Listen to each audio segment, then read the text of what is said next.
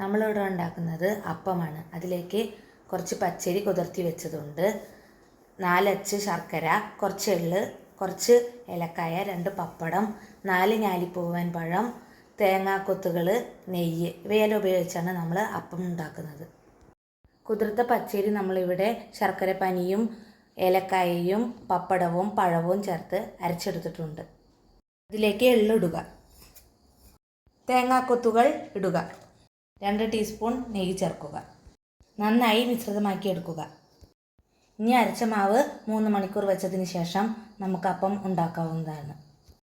അടുപ്പിൽ ഒരു ചട്ടി വയ്ക്കുക. അതിലേക്ക് കുറച്ച് രുചി ഗോൾഡ് എണ്ണ ഒഴിക്കുക. എണ്ണ ചൂടായതിന് ശേഷം അതിലേക്ക് മാവ് ഒഴിക്കുക.